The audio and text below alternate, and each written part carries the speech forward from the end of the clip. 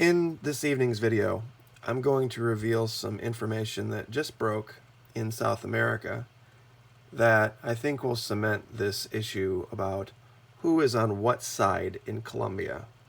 This issue with the Hidroituango Dam has been good for revealing where people fall on either the South American left-wing side that's pro-sovereignty, pro the people, or on the South American right-wing side that is for big business and globalism.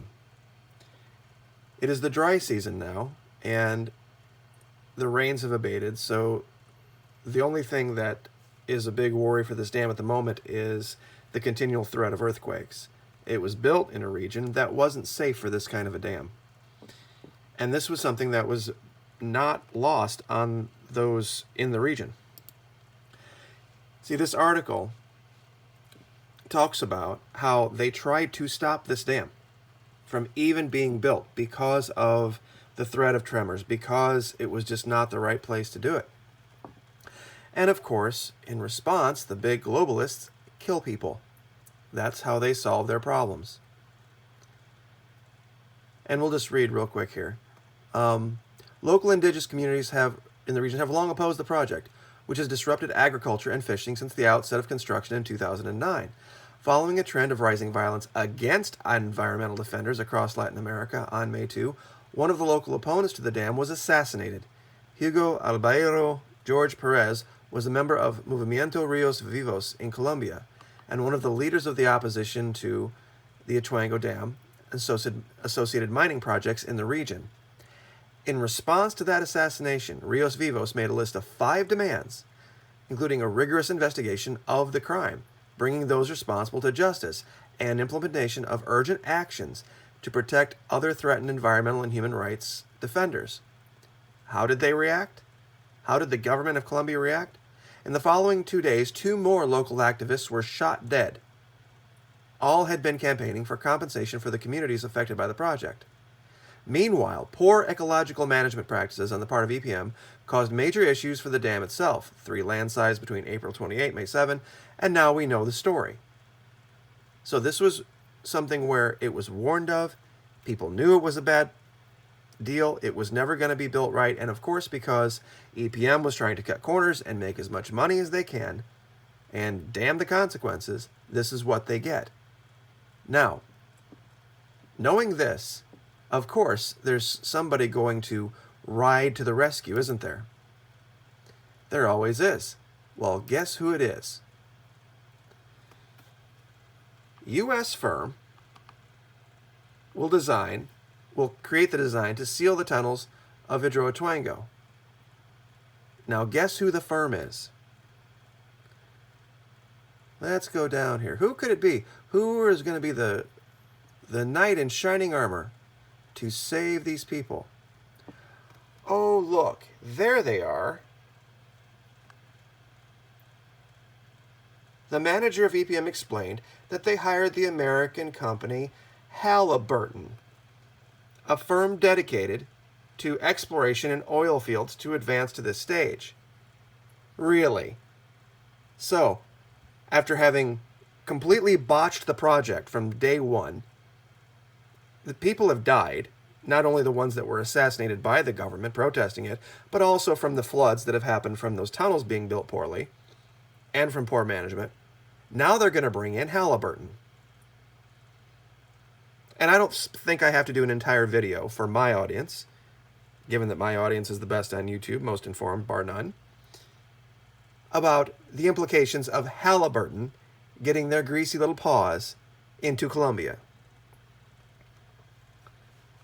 So, if this doesn't convince you what side is the right side to be on, and what side is the wrong side to be on, I don't know what else will. Because for me, at this point, it's very clear that this was something that I have to dig through Spanish language websites and sit through God knows how many ads to find this stuff and then get it translated and then put it all together. The average American person is no way they're going to know. No way they're going to find this if they're not looking for it. And this isn't something that's happening on the other side of the globe, 13,000 miles away. This is something that's happening literally right here in our hemisphere. And since we're on the subject of on the right side and on the wrong side, I want you to soak in this statement from the Vice President of Venezuela.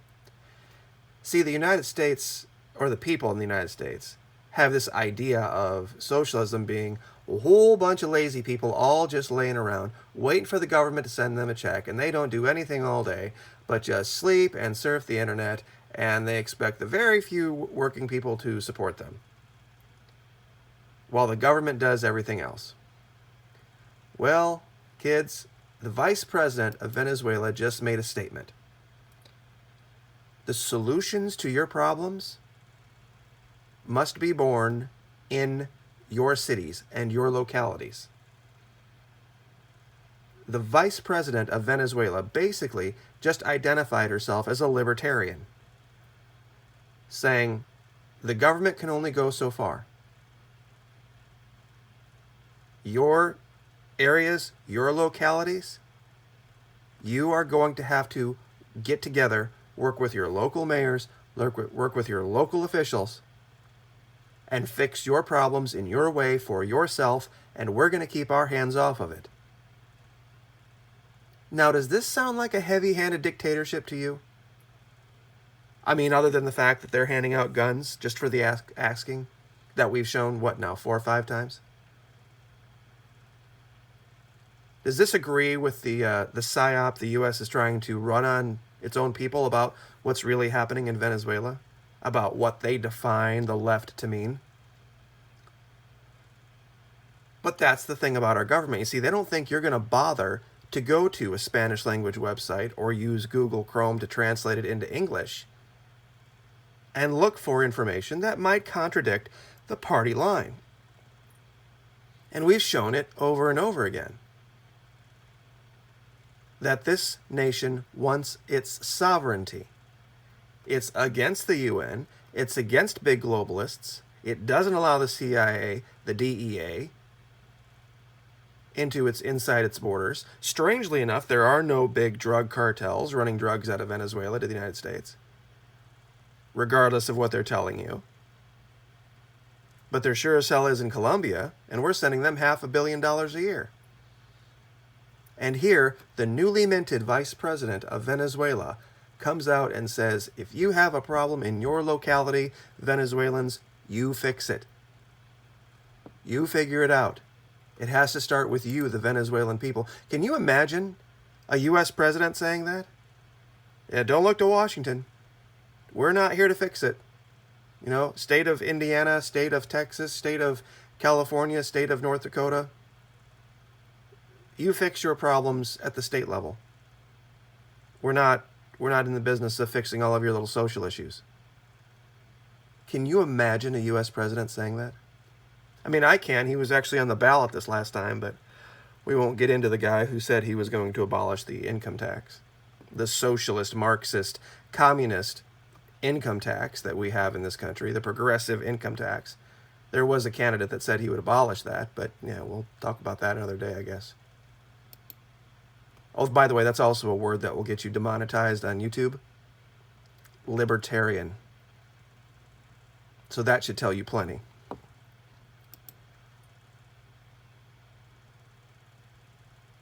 And this thing about the petro being illegal?